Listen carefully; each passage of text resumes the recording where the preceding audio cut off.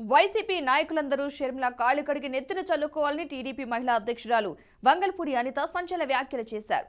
ఆనాడు షర్మిల పాదయాత్ర చేయకపోతే వైసీపీ గెలిచేది కాదని గుర్తు చేశారు. తిరుమల తిరుపతి దేవస్థానంలో స్వామివారి దర్శనాల పేరుతో భక్తుల నుంచి నెలకు 25 లక్షల రూపాయలు మంత్రి రోజా వసూలు చేస్తున్నారని అనిత ఆరోపించారు. సీఎం జగన్ పుట్టినరోజు అని 29 కోట్ల రూపాయలను రోజా వసూలు చేసిందని ఎద్దేవా చేశారు. నగరి మున్సిపల్ చైర్మన్ పదవికి వేలంపాట పెట్టి ఓ దళిత మహిళ నుంచి 40 లక్షల రూపాయలు కాజేసిందని రోజాను విమర్శించారు. ఇవన్నీ సీఎం దృష్టికి వెళ్లినా పట్టించుకోవడం లేదని, టీడీపీ అధికారంలోకి రాగానే వీరి అవినీతిని బయటపెట్టి భరతం పడతామని వంగలపూడి అనిత హెచ్చరించారు.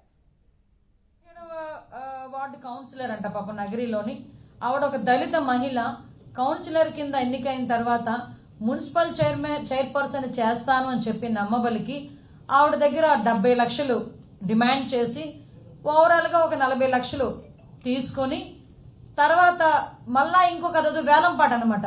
నీ 70 లక్షలు నీ 80 లక్షలు తెలుసు కదా వేలంపాట అంటే ఎలా ఉంటుందో. సో మున్సిపల్ చైర్మన్ పదవిని కూడా వేలంపాటలో పెట్టేసి దానికి రేట్ క్రియేట్ చేసి ఓవరాల్ గా పాప దళిత మహిళ దగ్గర సుమారుగా ఒక 40 లక్షలు ఆవిడ బినామీలతో చేయిస్తుంటది. ఇలాంటివన్నీ వాళ్ళ అన్నయ్య ఉన్నాడు రాంప్రసాద్ రెడ్డి అని, ఆ రాంప్రసాద్ రెడ్డికి అప్పచెప్పి రాంప్రసాద్ రెడ్డి దగ్గర ద్వారా తీయించుకుంది. పోనీ తేనా చైర్పర్సన్ పదవి ఇచ్చారా, కొన్ని డబ్బులు తింటే తిన్నారు, చైర్పర్సన్ పదవి అయినా ఇచ్చారా అంటే కాదు నీకు 2.5 ఏళ్ళు ఇంకొక 2.5 ఏళ్ళు అని వేలంపాటికి సమన్యాయం చేశారు.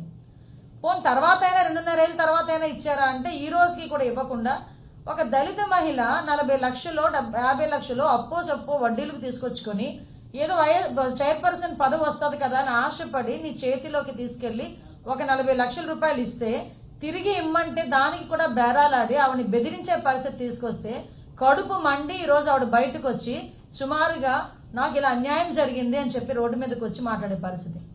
నేనేమంటానంటే ఎవరు ఎక్కడ చీమ చిటుక్కుమన్నా జగన్మోహన్ రెడ్డి గురించి ఎవరైనా మాట్లాడినా లేకపోతే ఇంకెవరి గురించి భారతమ్మ గురించి ఎవరైనా మాట్లాడినా చీమ చిటుక్కుమన్నా రోడ్డు మీదకి వచ్చేసి నానా యాగి చేసేసి అమ్మనా బూతులు కూడా తిట్టేసి వాళ్ళు మహిళలా లేకపోతే ఒక స్థాయి ఉన్న నాయకులను ఆలోచించుకుని అమ్మనా బూతులు తిట్టే ద గ్రేట్ బురదలో వికసించిన ఈ రోజా పరిస్థితి ఏంటంటే ఈ రోజు ఎందుకు మాట్లాడట్లే?